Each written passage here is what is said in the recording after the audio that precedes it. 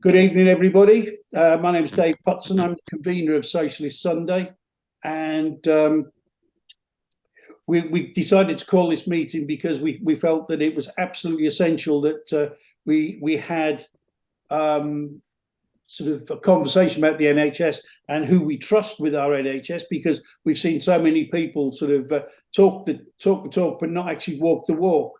So we were wanting to actually see what the general sort of consensus is with the people that we know about the NHS and where we think it's going and what we need to do to actually sort of keep it in the format that we are used to. At the present time, I'm not sure why Susan is on the main screen when normally it's the person speaking that's actually sort of there. Could I ask everybody that they mute themselves so that we don't sort of get any extraneous background noises? And then what we will do is we will move on from there. We've got, as I say, three excellent speakers tonight with Antonia Berylson, an RCN sort of activist. We've got Helen Mercer, a retired lecturer, an NHS activist, and we've got Dr. Bob Gill. I think everybody knows, and probably most people have already seen Dr. Bob Gill's sort of The Great NHS Heist. If you haven't, it's going to be a great addendum to go and see after you've been listening to and taking part in this debate tonight. So if we're all ready to go, are you ready to go, Antonia? I am ready to go indeed. Okay, thank you, Antonia. So it's over to you, Antonia Berylson from the RCN. Thank you very much, Antonia. Oh, good evening. So as Dave said, I'm Antonia. I'm an RCN rep and also a member of NHS Workers Say No, which is an amazing grassroots organisation that has been created organically since before COVID. And I'm speaking in a personal capacity. I'm going to speak about the way to save our NHS and the political focus that must centre upon the staff in it. Both the Tory and the Labour Party focus on new staff, but continually fail to focus on the key issue of retention. We're now, as a nursing body, waiting the next pay round, having failed to meet the arbitrary threshold imposed by the anti-strike laws. However, 1,200 nurses voted to strike, so the will is there. The pay offer did nothing to address the years of pay restraint and nothing to solve the recruitment issue. And it seemed like a timely reminder today that I received training on trauma-informed care. The trainer explored all sorts of trauma, but two in particular resonated, that of system-induced trauma and that of vicarious trauma. As a workforce, we're recovering from the collective trauma of COVID, and some indeed may never recover from that trauma. Colleagues answered the call of duty to work through a pandemic of initially unknown pathogen with inadequate PPE. I can remember, and every single one of my colleagues can remember, the ever-growing list of healthcare professionals who'd lost their lives at the start of the pandemic and throughout it. The uncertainty of how we would nurse or care for those patients, the great unknowns of the disease trajectory. Great sacrifices were made where some clinicians had to live away from families for months at a time, frightened to bring the virus home. Vivid stories of clinicians undressing before their kids could come and cuddle them. So many of the students during COVID that are now in practice would have missed large chunks of breadth of practice that they need to be clinicians, and then they're going on the wards and not having the support they need. Clinicians being redeployed into wards outside their comfort zone with a lack of support. In actual fact, a war analogy would be appropriate here, and yet deployed troops would be given rest and taken off active service, and yet we carry on with the trauma unspoken. Added to this, we have the fact of clinicians living with a trauma of moral injury, of working with a system that is broken and neglected. They can't provide the care they need. Just today, I heard the story of a young lad on the waiting list to see the dentist who's ended up resorting to pull out his own teeth. Just on Monday, I work in a sexual health clinic, and I had a desperate man, no sexual health needs, but he came to the sexual health service because we are open service, desperately suicidal, having been discharged from the active service the day before. And we send him with an ambulance to the hospital. And I looked on his notes and he's already been discharged, and mental health is in extreme crisis. The RCN, from our last conference, is striving to focus on corridor care. In a recent study, now 9 out of 10 emergency care nurses said patients are receiving unsafe care. Free text responses saw nurses described as being broken and suicidal, and the corridor treatment is degrading. It's no wonder we're seeing the hemorrhaging of really experienced staff. But I'd say one of the greatest trauma is the gaslighting for successive governments, particularly as a predominantly female workforce. We've been told for years it was a vocation, and because it was such, we couldn't do it and ask for more money. So nurses taking strike action occurred in the perfect storm that created the will and the want to make a stand. Years of pay restraint and spiralling food costs, workloads becoming untenable within a system in collapse, and the blatant disregard with that the government treated us, not just us, but our patients. And we've seen the daily attrition on nurses, those leaving either to work in another field, retiring early, or leaving the country to seek a better life. We're now 50,000 nurses short, with about half the workforce due to retire in the next 10 years. But Labour and Tories both focus on new nurses without acknowledgement that it's retention that is key, because we need to maintain, to keep the nurses, to mentor the new nurses coming in. 83% of all shifts are short-staffed on a daily basis. Like, for example, in a frailty ward, nurses are having to choose who gets taken to the toilet first, who gets their intravenous antibiotics, life-saving medication, who is going to receive the medication to ameliorate the untoward symptoms as someone approaches the end of life. Or a matron on a chemo unit struggling to fit in patients, a grandfather with palliative treatment they'll buy him 6 months, or a young mother with breast cancer needing the therapy before she starts her surgery. How can these choices be possible?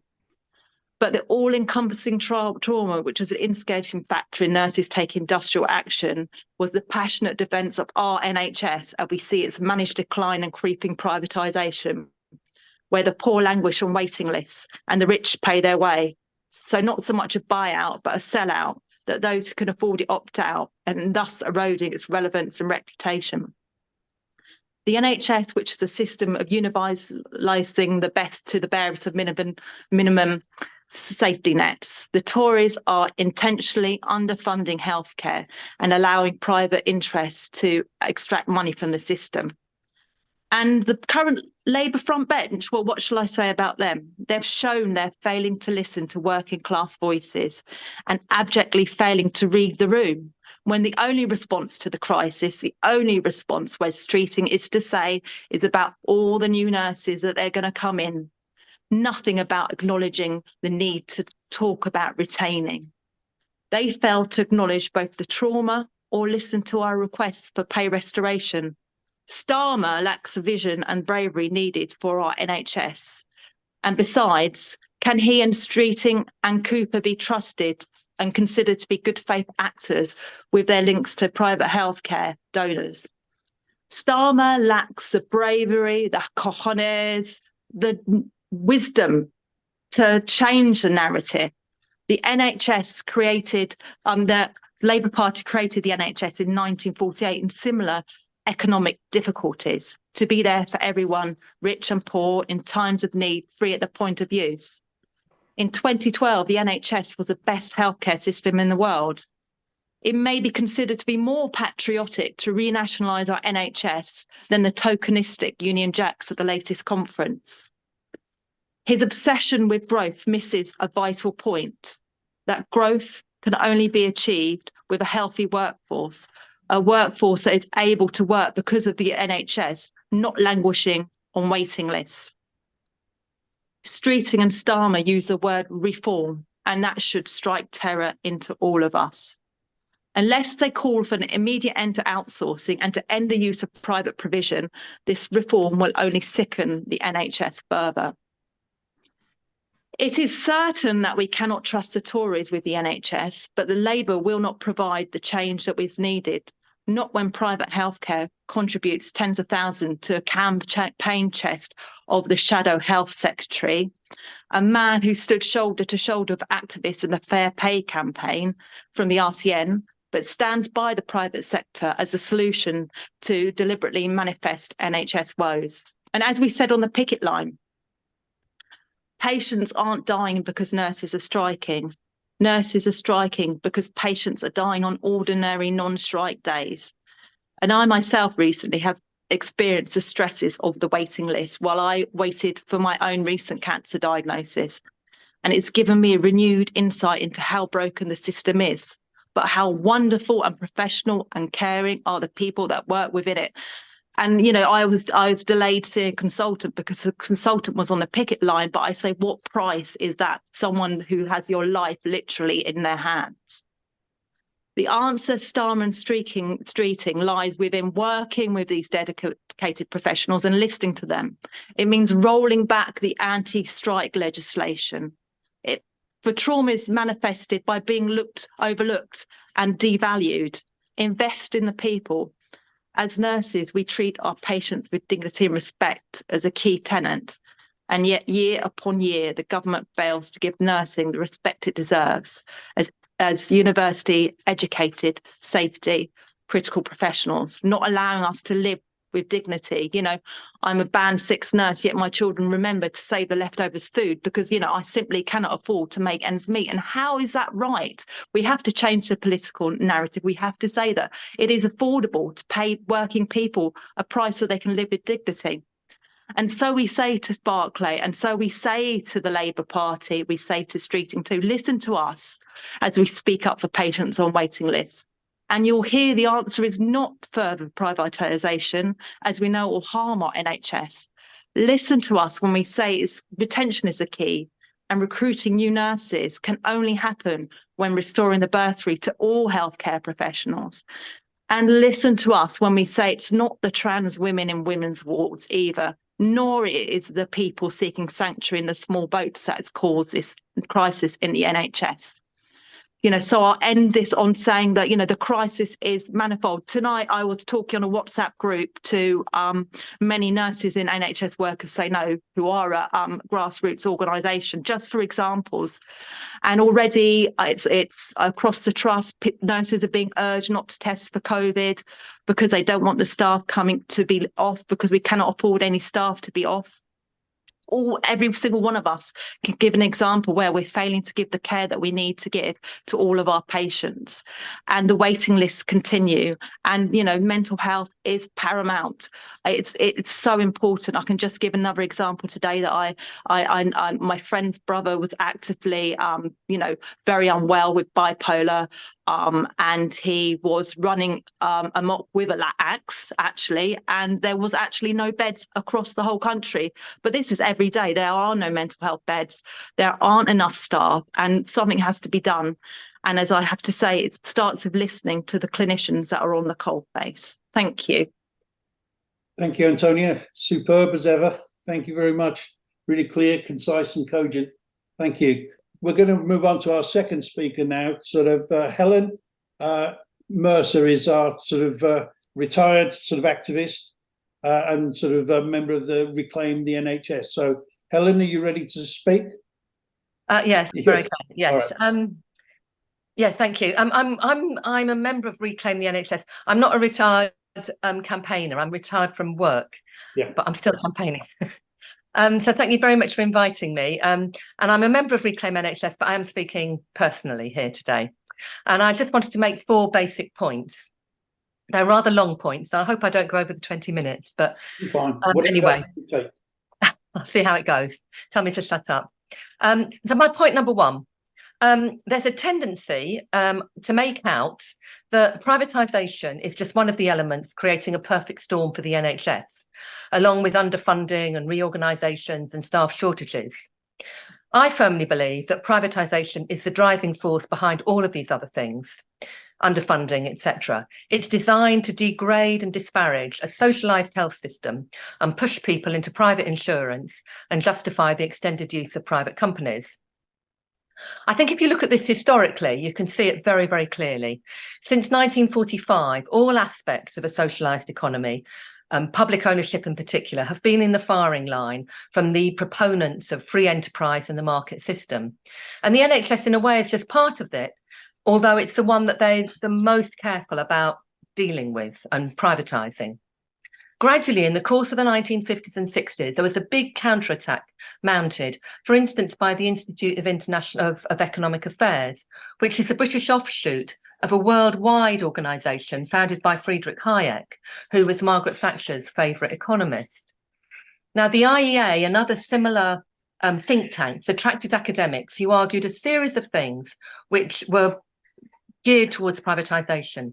First of all, they argued that the socialised system that emerged after 1945 didn't have better outcomes than the pre-war system of the voluntary system of hospitals and GP practices. They argued that the nationalised industries generally were inefficient, needed to operate along commercial lines. That is, the private sector always and everywhere does things better.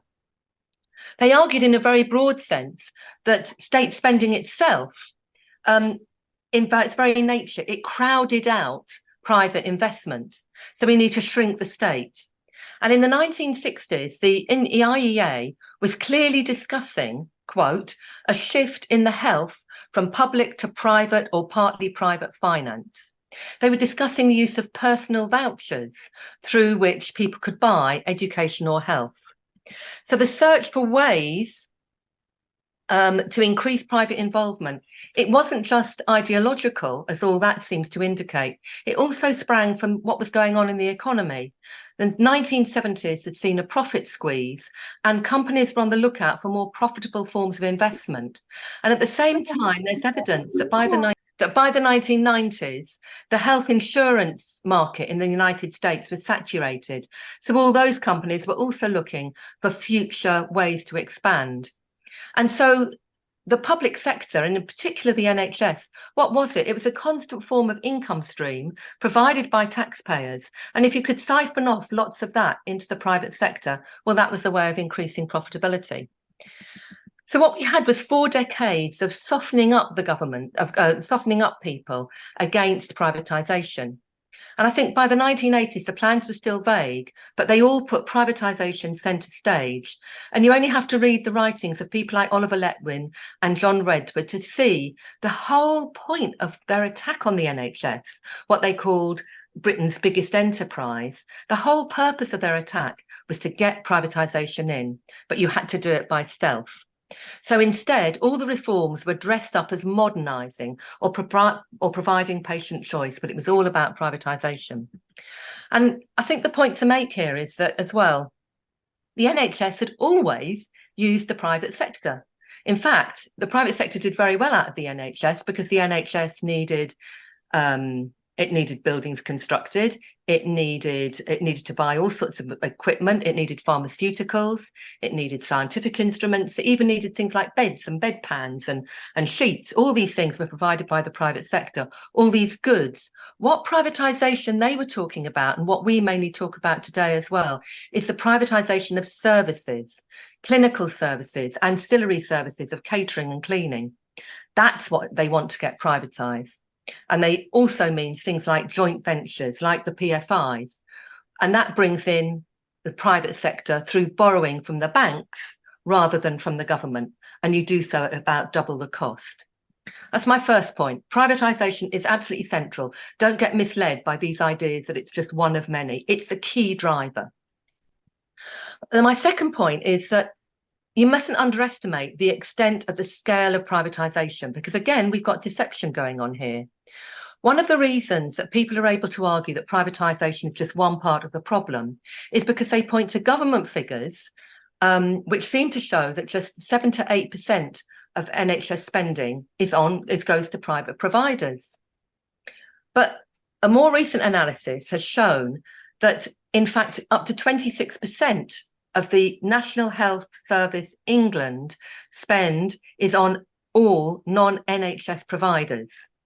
Now, it's probably could be rather more than that. I don't know, but it could be, because it's not clear that PFIs are included. And through PFI, everything goes to the private sector, either in debt repayments or through the services that are paid for, such as maintenance and cleaning and laundry, which are usually provided as part of PFI contracts. It doesn't include all the other things that the Department of Health spends money on. It doesn't include the huge IT systems that they've invested in, the investment in the new organisation schemes.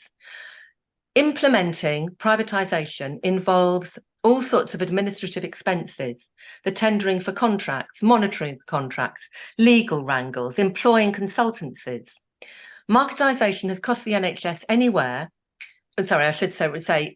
administrative costs of the NHS increased between the 1990s and 2012 from 6% to 15% per year, and are possibly still higher by now.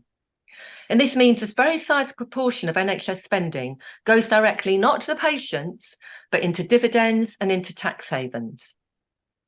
Just a very small local example of what's happening, and this is the PFI example. In Queen Elizabeth Hospital, there's a PFI. The company which holds the PFI contracts is called Meridian Hospital Company Holdings Limited, and it's jointly owned by two companies you'll have never heard of, Fenton UK3 and Innisfree. Well, Meridian paid out to those two companies £3 million in 2022 in interim dividends, plus £7 million to the people who provide the debt, the banks, the bondholders, whoever they may be right now, and we don't necessarily know. £10 million in 1 year from one hospital. And this is replicated across the country. It might seem small beer, but all these things add up. And that doesn't include the fact that a lot of PFI contracts include giving contracts out to companies like ISS Mediclean, which operates at QEH, and they themselves must take their cut, must take their profits as well as which, of course, at the same time, we know that wages are reduced and services are worse. So that's the second point I want to make. It's huge. The level of privatisation is very big. Don't believe the government, because there's lies, damned lies, and statistics. And point number 3 I want to make is, how did we get here? How do we understand how we got to this situation? And my thing is here, we've got a uni party, just like they talk about in the United States with the Democrats and the Republicans. We've got a uni party. It's not just the Tories who are the problem. Over the whole post-war period, there's been a continuity of policies between the two main parties. It's a sort of children's entertainment, if you like, to me, to you, to me, to you. And it goes like that. The Conservatives did not try to undermine the NHS in the 1950s, and the Labour government of 1997 continued, and I would say intensified, the process of privatisation. They kept on with the stealth.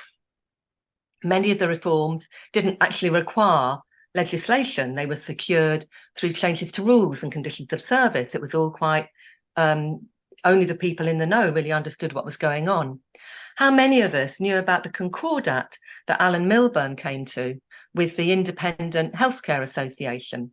And that organisation was led by a man called Tim Evans, who looked forward to a time, to quote, when the NHS would be a kite mark attached to the institutions and activities of a system of purely private providers. And if we look at what was actually happening, I can't talk about all the things that were carried on, but just 2 policies that were carried on. One of the main things that the Conservative governments from Thatcher and Major did was to create an internal market. And that is, they created what's called the purchaser-provider split. And under Major, most NHS bodies were made into trusts who sold their services to the purchasers, who were another creation of the Tories, the primary care trusts. And all that has since evolved into the main commissioning bodies, the purchasers, being the clinical commission groups and now the integrated care boards. In addition to that, Labour carried on with that, but it also turned the trusts into so-called foundation trusts. And that made the trusts financially independent, free to operate like a private business, allowed to use their assets for private patients, but also, of course, the freedom to go bust. Every decision had to be judged from the standpoint of financial viability. And it was clothed as an exercise in local autonomy and community involvement, but actually it ushered in a process of competitive tendering, competition between hospitals for business, rather than the collaboration that's needed for healthcare. And again, to give another local example, nearby Oxley's Foundation Trust, they have the contract from the Belmarsh group of prisons to provide health services there. But they use that contract with Belmarsh to promote their services, and they win contracts in Kent and Medway prisons, which might otherwise go to the local hospitals. It might well be more rational for them to go to the local hospitals. But no, Oxley's wins the contract, and I think they've also bid for contracts within the London boroughs, for London prisons. And the second major thing they carried on, of course, and embraced with gusto, was PFI, and I won't talk any more about that. But in addition, the Labour government set in train processes which were then further developed after 2010. Just to mention a couple. It was under Labour that the idea of integrated care started to be developed. Integrated care is using systems other than hospitals to treat especially long-term care. And it means you don't need to place so much reliance on expensive hospital care. They're going to be managed in the community, but they don't use the term in the community because that resonates with Thatcher's terrible experiment with closing mental health hospitals and having mental health patients looked after in the community. And there was a major 2006 memo from within the NHS calling for a restructuring of the NHS infrastructure to allow for this process to happen. Under Labour, the most expensive civilian IT programme ever was attempted. It was called Communicating for Health. It did not succeed. There was a few patchy bits set up, but it cost the taxpayer £11 billion. It was supposed to be a way of digitising and allowing doctors to access patient records across the country. It didn't succeed in its full extent, but it allowed private contractors to basically crawl all over NHS systems, know exactly how NHS systems work. I think to an extent we can thank that process for the now burgeoning interest among software IT providers, their interest in the use of patient data. And finally, they co-opted the unions through the Social Partnership Forum, which is established by Patricia Hewitt. And the remit of that requires levels of confidentiality in certain matters. And it basically is trying to get staff through the unions to participate in the changes. But the changes, or the reforms as they call them, are all about privatisation. What the Labour government did that was different was that it brought in a huge increase in NHS spending, an increase of 30% in real terms. Now, that led to some definite improvements, particularly with waiting lists. But one has to say, a part of that paid for a huge increase in the salaries of doctors, with a view, a lot of people would argue, to buying them off as they signed the new NHS plan. But another part also will have been paying for the increased costs of market testing. And I think we need to be very wary of all additional funds provided to the NHS, because sometimes they appear to me to be bailing out often PFI providers or other private providers. Overall, I think it's not surprising. There was a man who was an advisor to Blair and quite a noted sort of NHS academic, a man called Julian Legrand. And he said that he saw the Health and Social Care Act brought in by the Tories as the completion of the work of the preceding Labour government that constituted, quote, a sensible evolution of previous strategies, while also advancing choice and competition. Why with that record would anyone think that voting in the Labour government would be good for the NHS? And they seem to do so in spite of the way that Keir Starmer and Wes Streeting are sort of rolling back on any of the promises they said they were originally in favour of. And I'm going to go on to something really controversial here. You see, I think one reason why people stick to Labour, for the NHS purposes at least, is because it's old Labour. It's a Labour that introduced the NHS. I think there's a problem with that historical view. I wouldn't downplay for a minute the crucial role of a Nurin Bevan in pushing through the NHS. But the policies that were pushed through were essentially those developed under the wartime coalition of Labour, Liberal and Labour and Conservative. And no government in 1945 could afford to say openly or in any other way that they were going to roll back the progress that had been made during the war through the emergency medical services, through the free health services provided to the victims of bombing, evacuees, and of course the soldiers.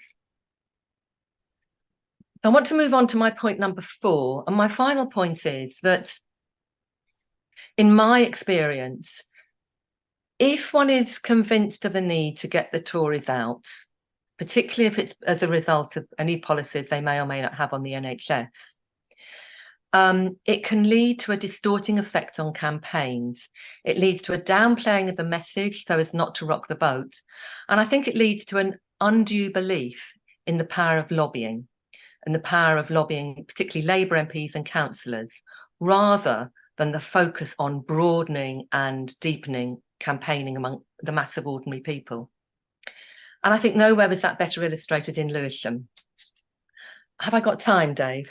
Yes, you've got Okay. as time as you need, mate. Okay, one of the very last acts of the Labour government was the introduction of the Trust Special Administrator. Now, he was basically somebody who, like any accountant, when a business goes bankrupt, it'll go into administration. And one of the first duties of any accountants who are called in is to sort out the order in which creditors are to be paid from this bankrupted entity. Only this system that was set up by the Labour government was to deal with an NHS organisation, the trusts, the hospital trusts. And the first use of this process was the South London Healthcare Trust, which ran 3 hospitals, the QEH, the Prue and Queen Mary's in Sidcup.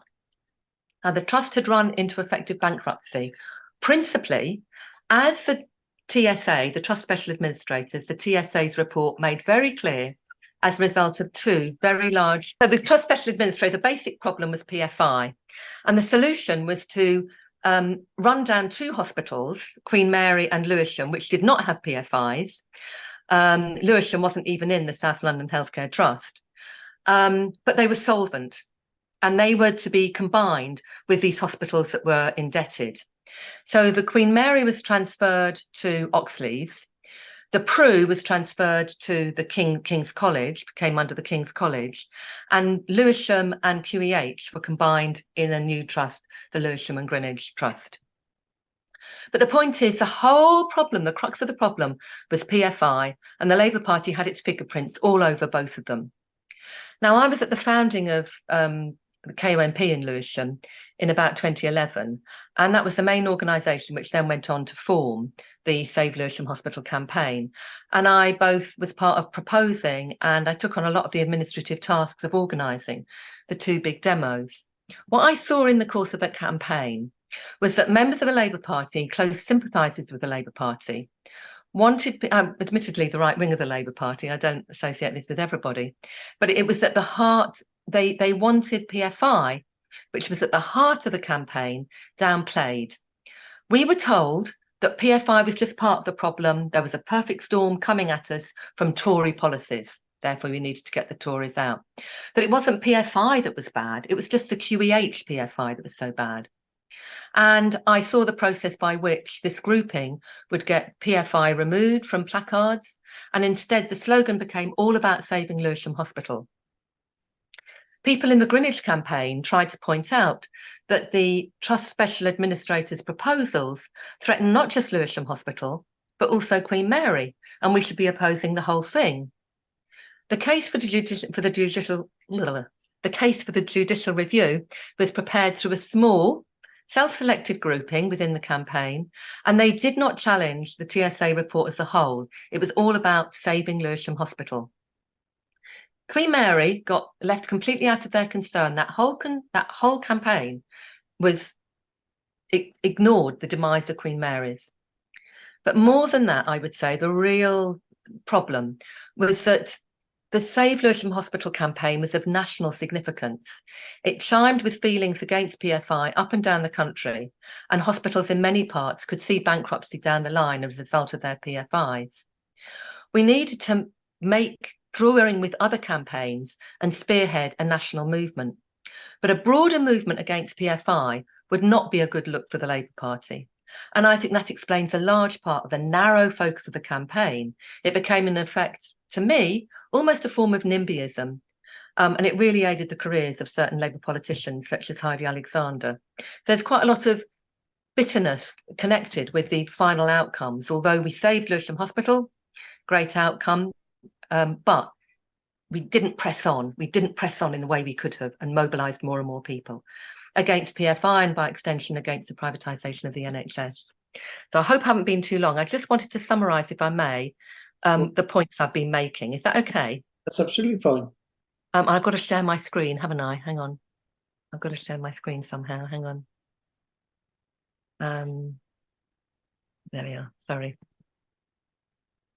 Is that right? And then am I on share screen? Yeah, you're on shared screen.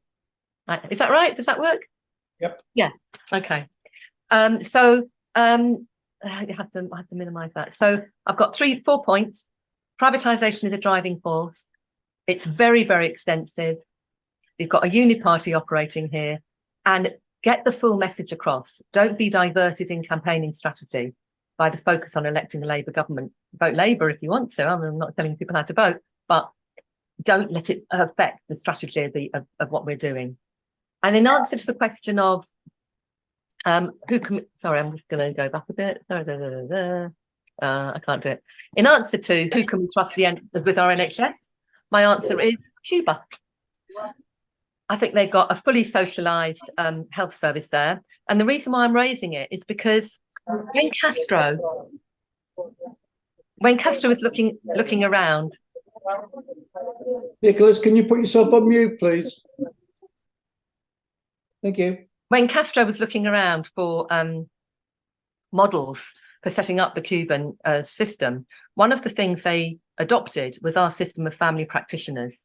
And it's an amazing system. I mean, probably a lot of you know about it, but one GP for every 1,000 doctors, and each GP practice, one GP for every 1,000 patients, each GP practice with a dedicated public health outreach person and a dedicated practice nurse. And then finally, just to round it off, I've got some reading, because if you want to get a full sense of the extent of privatisation, one of the really great websites to go to is this one here, NHS for Sale. It goes through sector by sector, company by company. It's very, very detailed and very, very comprehensive. It's really worthwhile. And of course, every doctor has its privatisation map, and we can drill down from that to see what's going on inside our particular locality. So I'll stop screen sharing. But thanks very much for inviting me, and I hope, sorry, back to meeting. Sorry, what am I doing? I can't seem to get back. Stop. That's it. Done it. Okay. Okay. That was superb, Helen. Thank you very much. Excellent. In most instances, I would probably say follow that, but we've now got Dr. Bob Gill, and he is a problem. So we've been treated to some superb speakers tonight. Antonia did a fantastic job. You've done a fantastic job there, Helen, and now it's going to be over. Are you ready to go, Bob? Yes, Dave. Yeah. Okay, over to you, Bob. So yes, thank you for inviting me to speak. I'm very impressed with what I've heard so far from Antonia and Helen. It does sort of restrict the range of things I want to cover, but there will be a little bit of duplication. So I'm still a full-time GP, seeing patients, but every day I'm feeling the effects of this stealth, secretive destruction of the NHS. I'm just going to share my screen. As Helen's pointed out, this has taken decades to get to where we are. And what I've put up there is a timeline. And what the timeline is trying to capture is how none of this was some unfortunate series of accidents. This has been a well-planned cross-party project. We often misframe this as politicians making mistakes and failing. They're not failing. They've been extremely successful.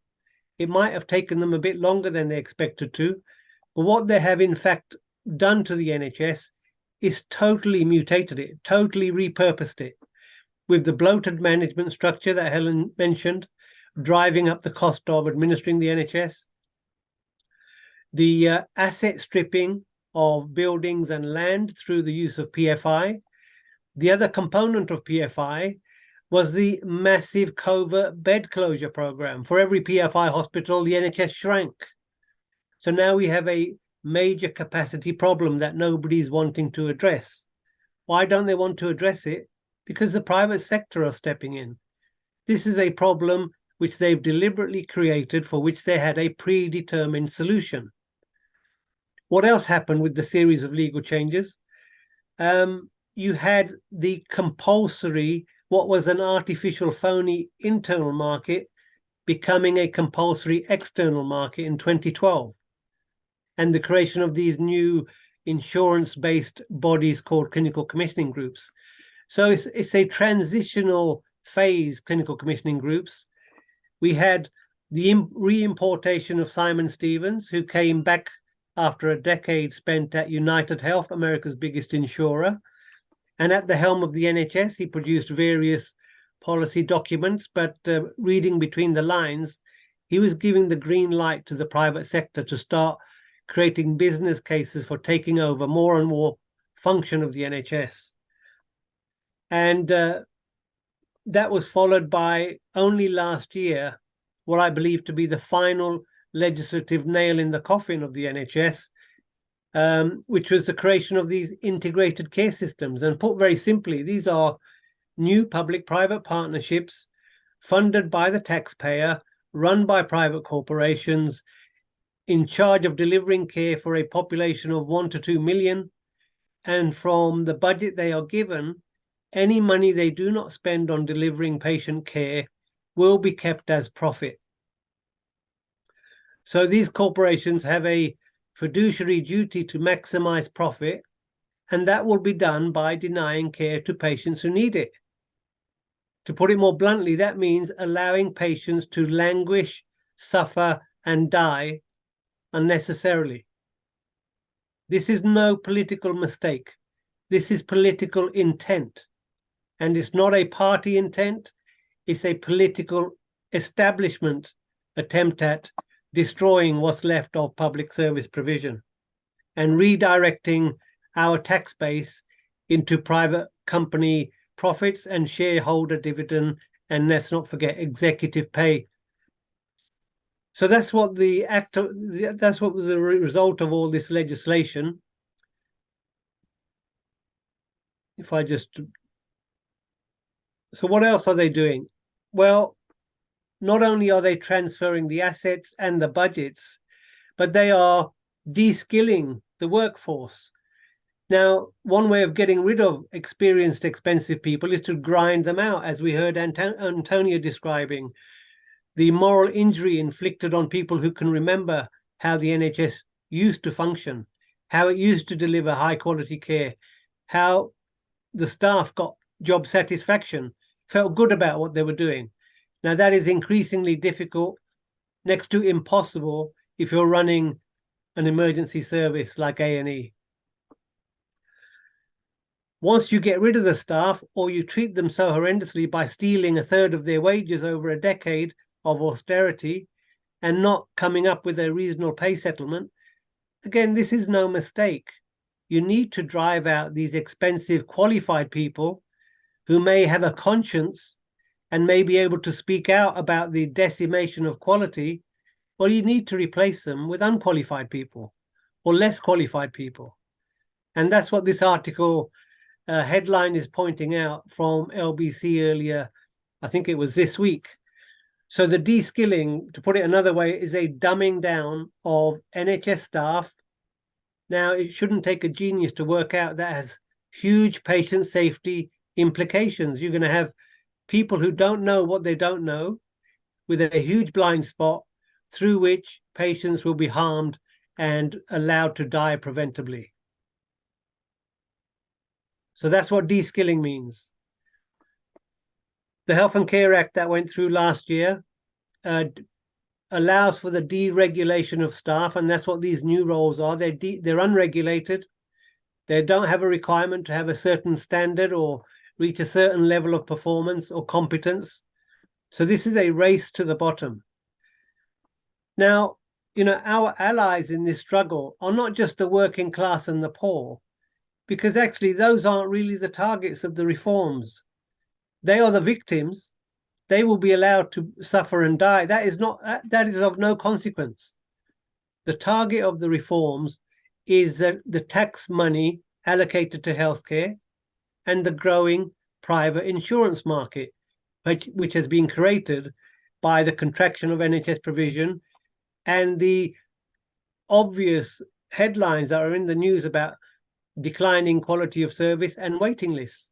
Waiting lists are a push factor for people to take out private insurance or pay out of pocket. Well, it's these middle class who are the targets of the reforms. It's their wallets that these people are interested in. What I've put on the screen now is a chart from the Sunday Times of a person, a King's Counsel, who in 2014 was paying £6,000 a year for his health insurance with Bupa, who after contracting a cancer with complications, by the end of 8 years was asked to pay £164,000. Now I put it to you, he's equally a victim of what's gone on as everybody else. He has just as much interest in preserving high quality universal healthcare as any of us do, but they don't know it. And why don't they know it? Because our media and political establishment have kept them in the dark, as have our unions, as Helen explained, keeping a very narrow focus on pay and totally ignoring the elephant in the room of privatisation and corporate capture of our NHS. So this graph, I think, sums up our politicians' intent. Again, I want to stress this is no accident. Our politicians are willfully copying the American system. And what this graph shows down the bottom axis is health expenditure per capita, and along the vertical axis is life expectancy. And what you might see looking at the red line, which is the American line, they spend more than twice the average European expenditure, but they die younger. And the reason is that money isn't going to patient care. That money is being siphoned away. And our country, our politicians in England want to drive the UK, which sits in the middle of that grouping, downwards and to the right. And what does that mean? People dying younger, people suffering more, while we pay double than what we're currently paying. And that double is made up through taxation and additional cost of healthcare, be that out of pocket or taking out an insurance policy to make up for what we have lost. Now, I'm hoping everybody listening tonight can understand that the health workers, the doctors, the nurses, everybody who is employed to deliver healthcare has the same interest as the patient and has the same interest as taxpayers. We are all on the same side, but we don't know it because our various groupings can't see any common interest here. Now, that is a major flaw in how we've tackled this problem. And who are we against? We are against a small media political elite who have been bought off by private foreign corporations. Now, I put it to you, if enough people understood what we've outlined today, there will be an almighty pushback. And our only problem is the traditional sources of that information, our unions, our representative bodies, as Helen pointed out earlier, have been co-opted.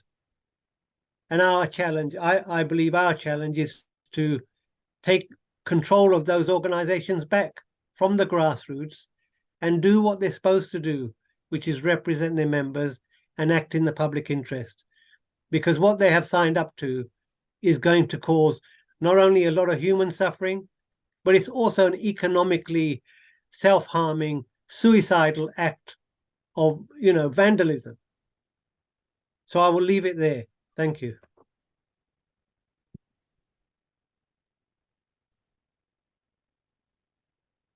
Thank you, Bob. Hopefully we will be able to have each one of our speakers come back towards the end of this and give a summary, if they want to, of the discussion and where they see it's going, and sort of just tie everything up together. So while I'm waiting for people to put their hands up and to want to raise a question, I'll ask a question. I'll ask it directly, first of all, to Bob. I had to go and have some tests done, Bob, and had the test done. I was waiting to find out what the results were. Nobody contacted me from the GP surgery. So I phoned the GP surgery and asked, could I have an appointment to see a clinician so that I could discuss the results? I was talking to the telephonist receptionist, and she said, 1 second, please. She looked down and she said, oh, you don't need to worry, Mr. Potson. All your tests are normal. I was absolutely outraged. I was expecting my records to be private. And yet there I was having it discussed with a telephonist, a receptionist. Is this what we can now come to expect? That the GP surgeries will be leaving, rather than a discussion with a clinician, a medical clinician professional, that I get my results and I get a discussion with a telephonist to tell me what's happening. Perhaps you could answer that one. Thank you. Yeah, so what you outline is unfortunately quite commonplace. We have a system which is in meltdown. You have hospitals that are dumping work onto GPs. GPs are too busy because there aren't enough of them and they don't have the right quality or qualification of staff. Everybody's running to stand still. And that means cutting corners. And it sounds like that your practice have cut a corner in a very damaging way, because unfortunately GPs have to a significant degree be architects of their own destruction. They've chased pockets of money without realizing the implications of that pocket of money. And a very recent example is the scheme called Additional Role Reimbursement Scheme, which 100% funds for a GP practice to take on non-doctor roles. So I'm talking about pharmacists and physiotherapists and physician's assistants, part of the de-skilling program. So they are taking away opportunities for young doctors to come into general practice, and they are, delegating tasks to people who perhaps aren't the right people to do this. So, what has happened, what you've just outlined, is no surprise. I do not replicate that in my practice. I've avoided destroying my own continuity of care. I don't delegate anybody tasks like that who cannot explain the results, and that's not good for the patient. And I expect not only you got the results from a receptionist, you probably got zero chance of seeing the same person who asked for the test results in the first place. So that continuity is gone.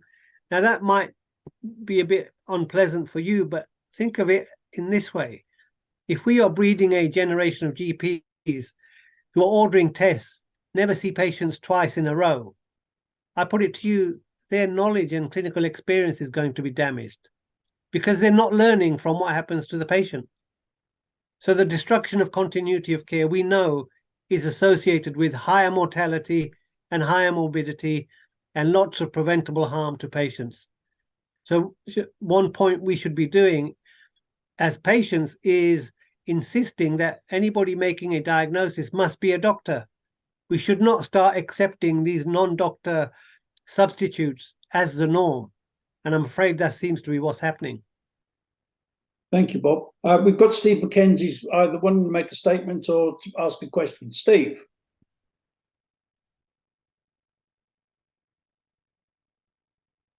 Right. Can you hear me now? Yeah, can do. Right. Just want to say I'm now one of the 7.5 million on the waiting lists, waiting for an NHS operation. Had an awful month or so, in and out of the emergency department at Queen Elizabeth Hospital. Each time I was waiting between 5 and 6 hours in a packed waiting room in the accident and emergency centre. People, along with myself, absolute agony, waiting all that time to get seen and sorted out. That's bad enough. Someone I know, my wife who works there, went through accident and emergency the other day and commented 5 or 6 hours, you were lucky.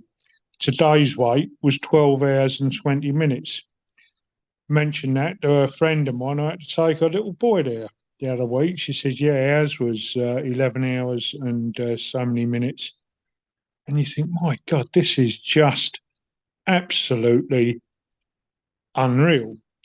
When I had to have a couple of procedures done, there was no bed for us to stay in overnight. I had the procedures done and was flung out, as everyone is nowadays, because there ain't enough beds. And Helen Mercer was alluding to the PFI, and you had the closure of hospitals like the Brook and Greenwich District, and everything was centralised at Queen Elizabeth.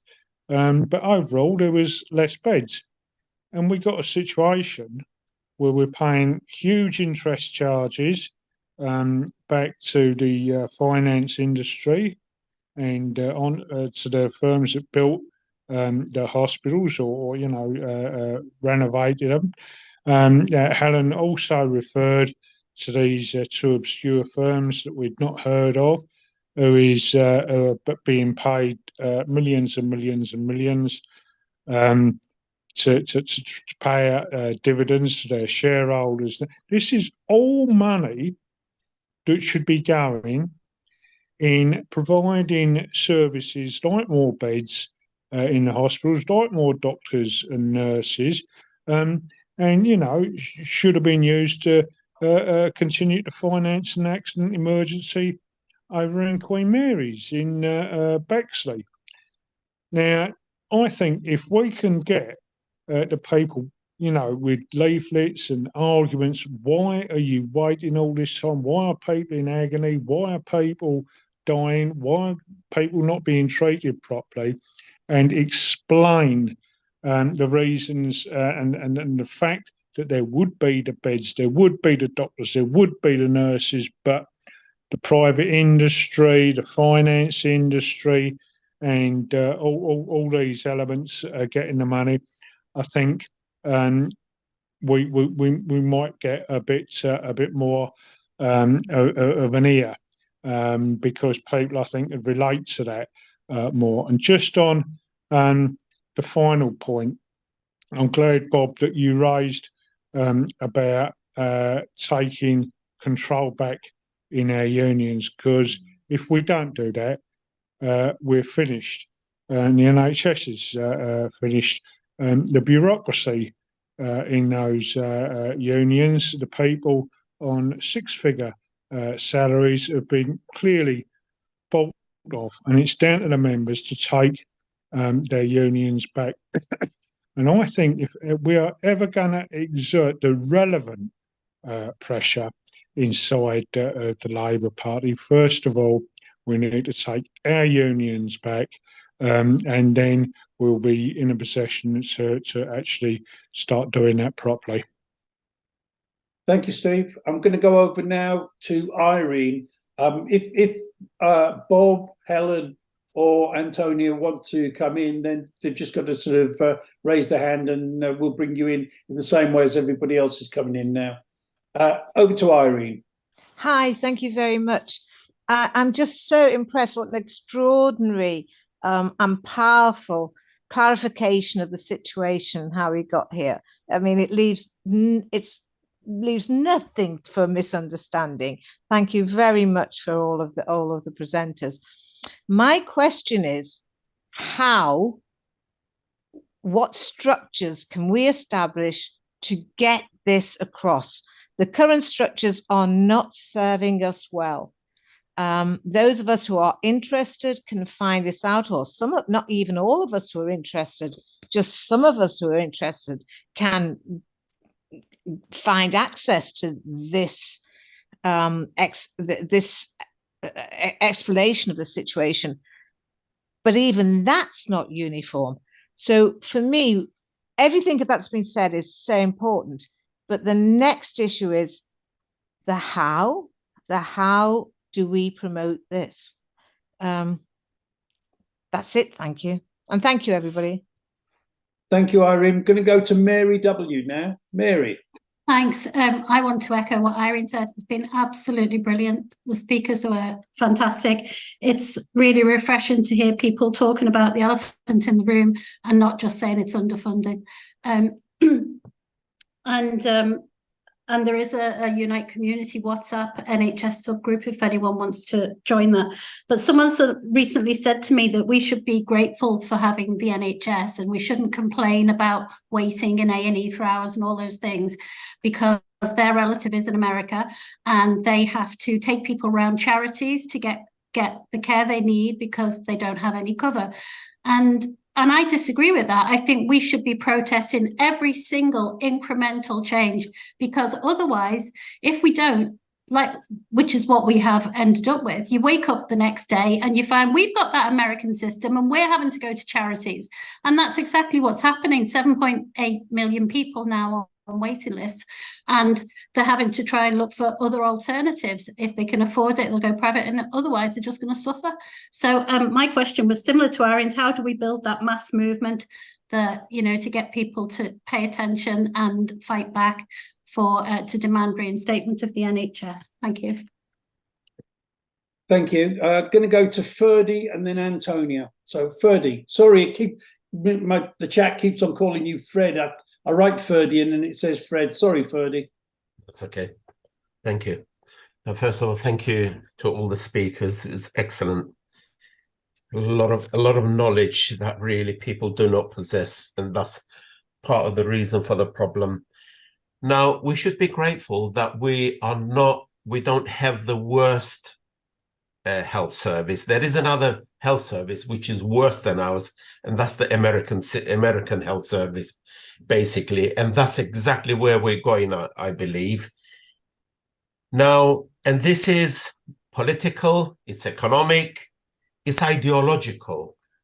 Now, in order to compare the absolute difference, I think, as Helen said, Cuba, and that's, I mean, a country with the limited resources under a massive, not an embargo, but a blockade, economic, military, and all sorts of problems faced by what America's doing to that country, can still boast that having the highest life expectancy, and it finds resources to help other countries. And in the pandemic, that was the only country that sent out its doctors to even Europe. Italy received doctors. They had spare capacity to receive doctors in Italy to help them with the pandemic. I think this is what we've got to compare. Cuba's health system per person is costing 10 times more the US system. Can you imagine if we employed all the privatization and all the economic imposition that they're imposing on the Cuban system, where it would be, where it would go to? I would say we got to use the Cuban system to show the difference, what can be achieved, and why privatization does not work. And yes, Helen mentioned all the biggest issue now is PFIs. The PFIs, I mean, a lot of hospitals have to find huge amounts of money to pay off the interest before they buy any bandages. Thank you. Thank you, Ferdy. I'm going to go over to Antonia. Antonia. I'll mute myself. I just wanted to answer to 2 points. Firstly, in regards to the trade union bureaucracy, that is 100% true. And this is why NHS Workers Say No is such a powerful movement, because it is a grassroots organisation across unions. And we were the ones to ensure there was the biggest turnout of votes ever in the RCN to vote the rotten pay deal, voting reject. And it's really important because you see, we're coming up to our next pay round, and there is likelihood that the unions are going to stay silent potentially, because with a Labour government they don't want to embarrass Starmer, because he obviously doesn't appear on picket lines, although Biden can appear on a picket line, but not Starmer. So it's really important that we hold the unions to account. And Bob Gill is correct that we need to make sure that as our rank and file members, because the RCN won't be mentioning about privatisation, so it's really important that we grow these movements and push the bureaucracy in the right direction, just as those that are still left in the Labour Party have to push the Labour Party in the right direction. And also, I'm just going to answer a question on regards to the virtual wards, which is a very apposite question. Because potentially, they're managing figures by having these virtual wards. But Mary made a very good point as to who will look after these patients. Nurses are nursing patients in the community, but there aren't the doctors to refer up to. And secondly, something that needs to be noted is the fact that we need a national care service because of the carers that are underpaid, undervalued, on minimum wage with lack of training, and aren't able to look after the patients that are needed. I'll give an example. I have a 17-year-old daughter who is working as a carer in a home for people with significant mental health difficulties. She's had no training, and yet 2 weeks ago she had to wrestle a plastic bag off a woman who was trying to asphyxiate herself. And this is the issue, because Corbyn, he mentioned about the fact that we need a national care service, and that is key. We can't look at the National Health Service alone. We have to look at the fact of what's happening with the care in especially nursing homes, and the fact we need a joint up approach because we don't act in silo. So as well as the NHS, we need to look at the care service and ensure that we are getting people to be able to stay in the community in these virtual wards and have the care that they need. Thank you, Antonia.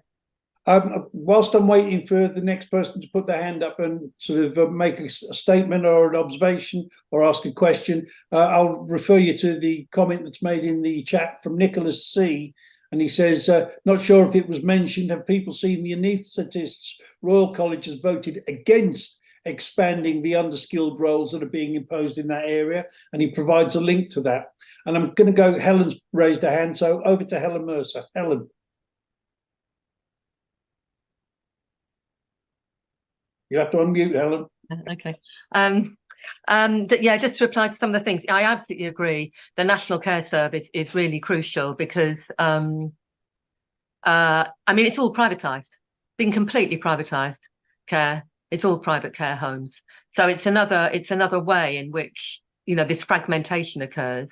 But yes, I think a lot of people thought when the idea of integrated care came up that integration somehow meant real, integration, care people and the health service talking to one another. No, it's an integration from the point of view of the businesses, really, rather than from the point of view of a really fully integrated working together of care and national health. And I think that, calling for the full nationalisation of the care service as well is really important. It's a real problem how we get this mass mobilisation going. And I think that's why I hammered on about this idea about we mustn't be diverted from the track of fighting privatisation. We mustn't be diverted from the track of showing up how both parties are united in all this. Because I think that, and we mustn't be diverted from popular mobilisation. It's very easy to start getting involved in big projects like lobbying your local MP or setting up some major research project. It's very easy to get involved in all of that. And I've seen it happen over and over again, rather than on focusing on how do we get people mobilised. And the big hope I'm putting my hopes in is the mobilisation of doctors, because I think they are waking up. I think the doctors that you talk to on the picket line, they're not only incredibly dedicated, they're very much fixed on keeping on striking in spite of all that's going on. But also, I think they're beginning to see, particularly sometimes with the support that we've given them, they're beginning to see the wider issues.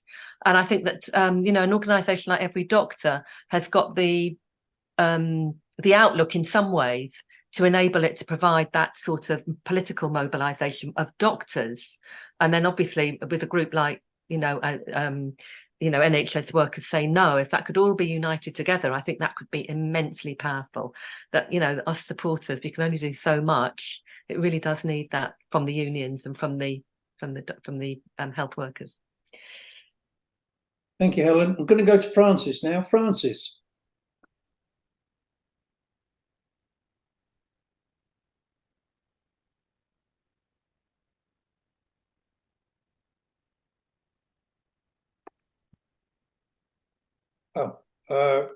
Francis, you're going to need to unmute. Yeah. Oh, there you go. Yeah. Okay. And I thought I might say a few things that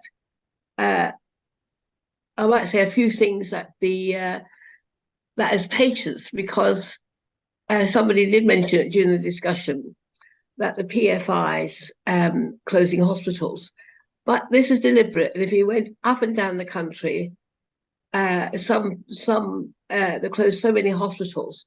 But this is called the economy of scales, because when it goes into private, the more money they can make out of it, and that's each patient's got a price on the head or the contracts. And the GPs, the internal markets there.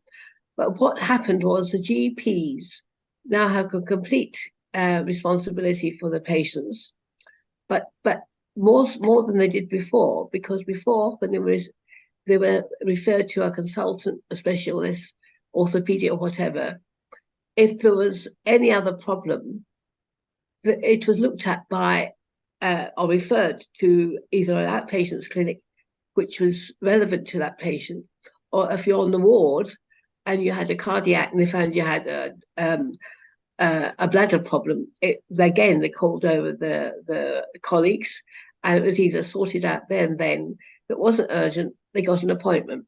So there was a flow of a patient care from the GP into the hospital.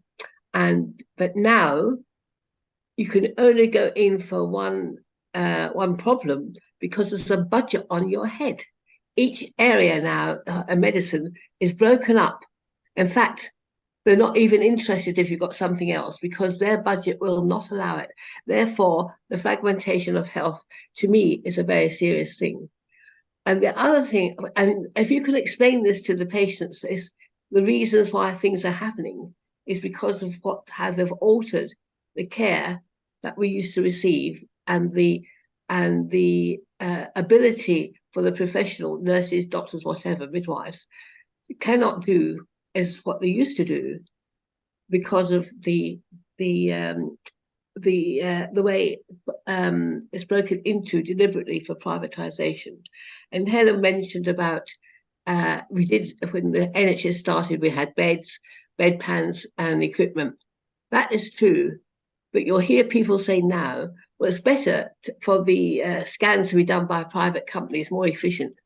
But before, the companies provided the equipment, but they didn't provide the staff. And that's another reason sometimes the scans come back later, and also perhaps more detail, because they want you to have more care privately. So I think it's important that the effects of what's happened to the professionals who are providing care has been really restricted in many ways because of the market. And the other thing was, and it came up when somebody died at, I think it was King's, because they couldn't get a second opinion. I came up against this with a friend, and I said, you can have a second opinion. And now they have stopped that, unless they've changed the constitution since that issue. At one time, if you're in a hospital, you wanted a second opinion, it was no problem. You could either go to another hospital, they could admit you straight into a bed.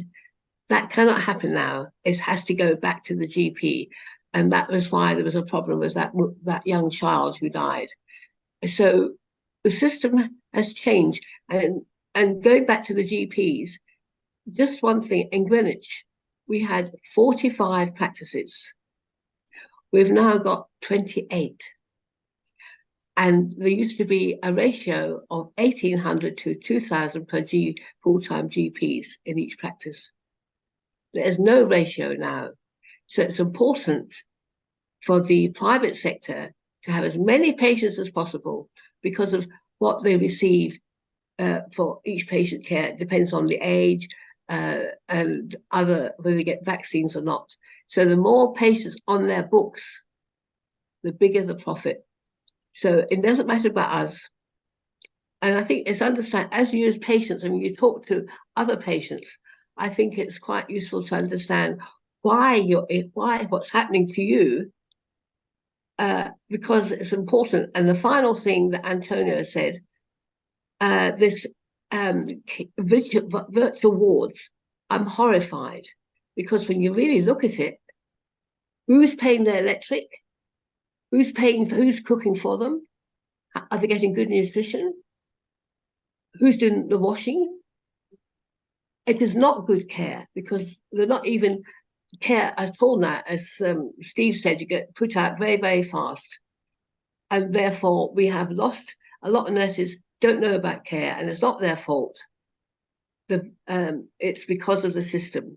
So the system, the way it's being broken up, and the virtual wards will be done by the private sector. And it's also depriving us of our proper healthcare. So I don't know if I confused you with that, but I wanted to know what's happening to you as a patient. So you're sitting next to another patient or the doctor, you can understand what's going on. And Bob mentioned the latest contracts, the primary care networks, were the building blocks for integrated care system. And we fought against it very, very hard. But also in that contract, it said shared money. I forgot the exact words. So if the GPs don't send you into hospital for outpatients or get you out quick, there's money saved, and they share it. Whether it goes to the integrated care board, I'm not sure, but that is another incentive not to give the care that we should receive. I think that's been helpful. Yes, yes, thank you, Francis. As ever, always helpful. I'm going to throw this one out, and if anybody out there maybe sort of has had experience of this, or whether they can provide an answer, it would be interesting to know. A friend of mine who's the same age as me recently suffered a very severe stroke. I went to visit him whilst he was in hospital, and I also went to see him. Now he's been moved to a rehabilitation unit, sort of out of the main hospital. And whilst I was there, I was talking to one of the nurses, and the nurse was talking about how they'd been fantastic on strike, but she was disappointed with the 5% pay rise. But at the same time, she was talking to me about this wonderful American lady that was suddenly there and showing them all the new systems that were coming in. Now, that strikes me that even though that particular nurse has been politicized, that she's not aware of what exactly is going on, even in her own unit, that there is an American lady coming in with American systems, teaching them all the new systems. And this strikes me that it will be a new system for invoicing. You've had 3 tablets, you get charged for 3 tablets. You've had new sheets, you get charged for new sheets. Whatever it is, everything will be itemized under their system. That's the impression I get. I don't know what the new system is that she's talking about. Does anybody on this group have any insight as to what was going on there? Because it strikes me, if you're talking about an American lady and American systems, that what is basically happening is we're getting the American system by default. Bob, you've got your hand up. Presume you've got the answer. Yeah, so probably what she was talking about is the introduction of a electronic patient record system called EPIC, which is an expensive American system, which is designed to do exactly that, to itemize every episode of care, every drug administered, every bag of saline, every change of bed sheet, every bedpan you've used, so that an invoice can be generated, and so that the provider can charge the payer, which will be the taxpayer. What will happen in due course is more and more of NHS services are no longer being provided. Look at audiology, for example. Now you have to pay if you go along to Specsavers. They're the provider, they're the people doing the test, and then they want to flog you this expensive digital hearing aid. So that care has been lost to the NHS. In due course, there will be more and more services like, for example, joint replacement. They will set up arbitrary exclusion criteria. For example, if your body mass index is over 30, some ICSs will say, you're not going to have the operation. So what do? You have to go privately, or you do without. And some of these systems, indeed, the systems that the other big corporation that's involved in the NHS, Optum, which is a subsidiary of United Health, they have algorithms which will determine who is going to get care. So the clinician is removed from the whole scenario, and they will use your GP records, which they've got their hands on. United Health have bought over EMIS, which holds more than half the GP patient records in the country. They will use that information to say, well, we don't think you're eligible for this treatment. So what do? You're stuck.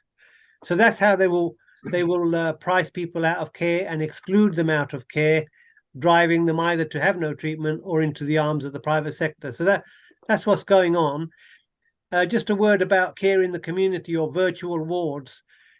This is a huge scam. It gives the appearance of care being provided, but guess who's going to cash up? The tech companies that are going to provide the tech platforms to do this virtual care.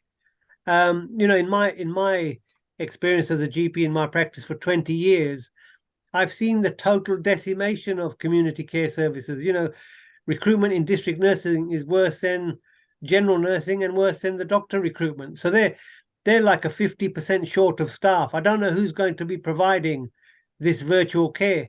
Perhaps another army of unqualified people are going to be doing the job. That's what I expect will happen. Or it just won't be provided.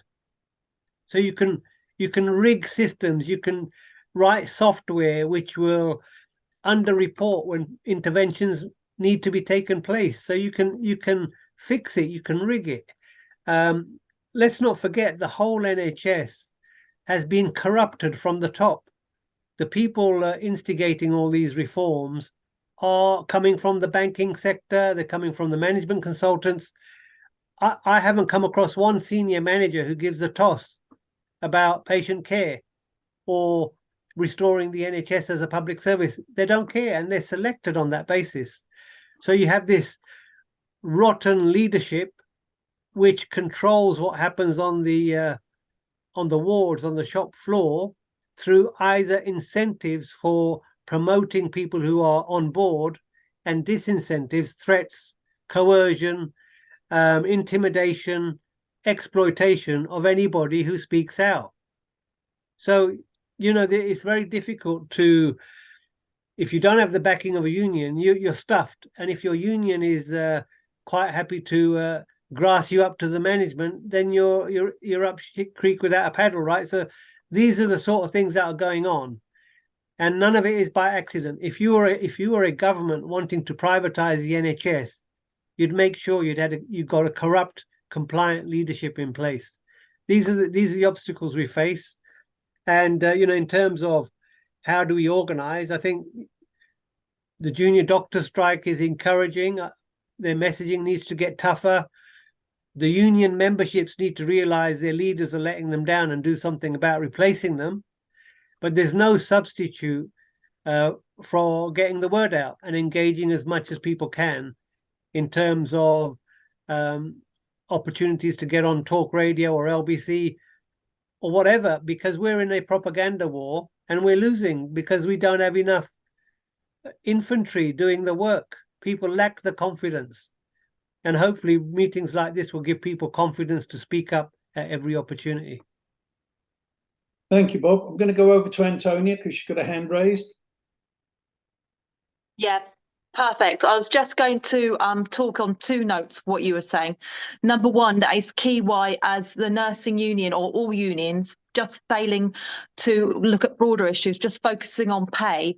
The RCN may not be leading this, but NHS workers say no need to ensure that we are spreading the news in regards to how we need to fight for our NHS. And they do a lot of work with Just Treatment and other grassroots organisations, but we need to make sure that we are spreading the news in regards to what exactly is going on. And just from my point of view, from where I work in a sexual health clinic, which is currently out for tender at the moment.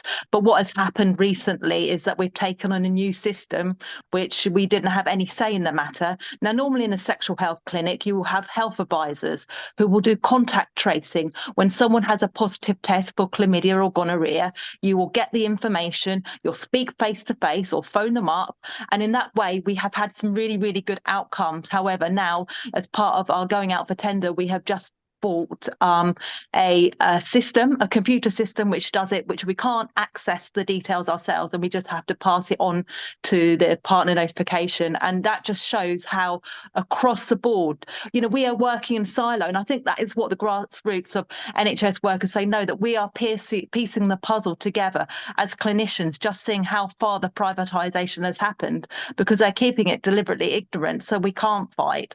So I think that it's really, really important that we have moments like this where we can across the board hear what's happening, but more importantly we have to support the grassroots organisations, because as I said earlier, you know, we have got this anti-strike legislation and we are going to have our hands tied in order to fight for what we need in order to survive as a working workforce. So I think that it's really important that we are aware of that.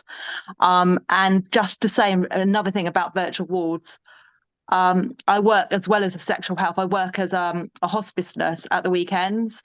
And, you know, I answer the phone calls from relatives where patients are needing the medication in order to ameliorate their symptoms. And I call the crisis team and there is no one, you know, so we're seeing, talk about patient choice, you know, we're having people because there are no beds in the hospice, you know, we've got desperate relatives calling up, but there aren't the nurses to do that. And, you know, if we're failing, you've only got one chance to make a death okay. And we're failing, you know, in the worst kind of way. So it's all encompassing.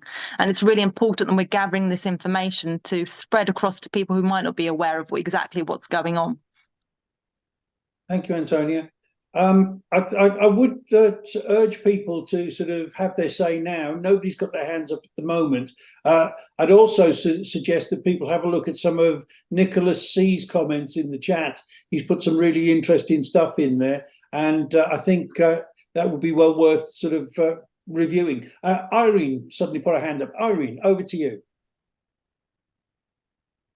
Sorry, I thought I had my hand up. And just to say to Bob, I take it on the chin about not having enough people on the ground. He's always saying, speak up, be video, do this. Yeah, okay. I'll work on it. But just to say that it's so clever. I mean, I worked in a mental health crisis team, and by the time I retired, there was nothing. We had nowhere to refer anyone. We had no one from the executive to consult in crises. There were no beds. We would send people in ambulances from England to Scotland and then even recall them on the way to save money when the bed manager had found a bed in some inappropriate place. But also the other thing that we did that you were mentioning is that we did the work for the private companies, as well as writing up our clinical notes. We did what we call statistics, and then we categorized people, you know, according to neuroses or psychoses, various different things, a very computer-friendly form, and that you would actually say, would need to see a consultant, would not need to see a consultant, would need one visit a week, would need so many visits a week, would need medication, would need whatever therapies that no longer exist. So this privatization via the hospital management is extreme. It's clinicians doing the work for them while there are no beds and no services for the patients. And should anything happen, which would be awful, the blame culture kicks in, and the clinician then has to defend every decision. You never have management defending their absence. That's just it. That's it. Thanks. Thank you, Irene. I've got a question. Bob, in your great NHS heist documentary that you produced, there was a reference to data being the new big thing and how it was ordering all sorts of different avenues in sort of healthcare. But I've also seen a company called Palantir, which is CIA linked as far as the stuff I read tells me. It's linked to the CIA, and they're going to be taking apparently sort of huge swathes of medical data and then processing it. Now, what on earth are we doing handing over 66 million people's medical data to Palantir? What is going on? Could you give us a little bit more of an insight into what's happening there? Yeah, so you bring up quite a shady company with a sort of dark history.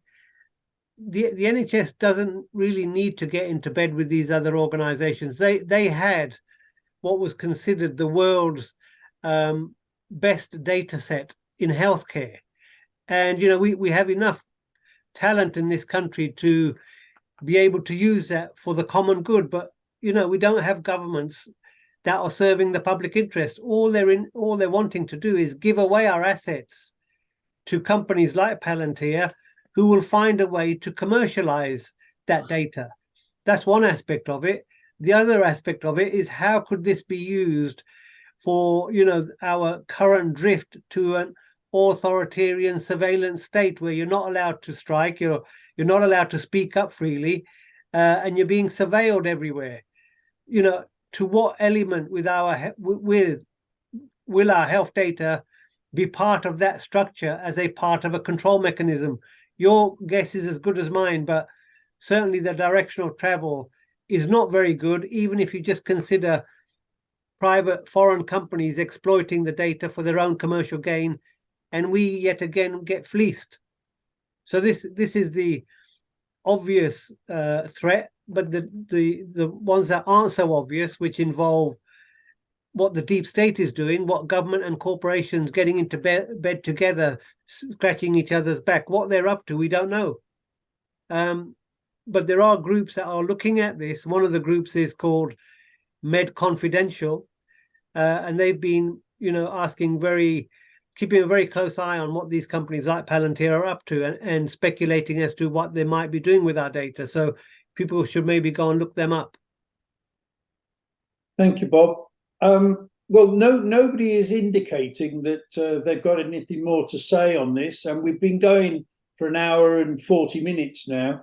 So unless anybody's got any further comments, I'm going to see if Antonia, Helen and Bob want to summarise what's gone on. As for me, it strikes me that we can't trust necessarily the Labour Party. We can't trust the Tory Party. That's a given, I think. And the trade unions are not exactly stepping up to the plate. So it's looking like what we're going to be expected to do is actually sort of get ourselves motivated and start sort of doing some work. But if Antonia is interested in actually sort of doing the summation, do you want to unmute now, Antonia, and just sort of give us a brief summation as to sort of the meeting tonight and where you stand? Thank you.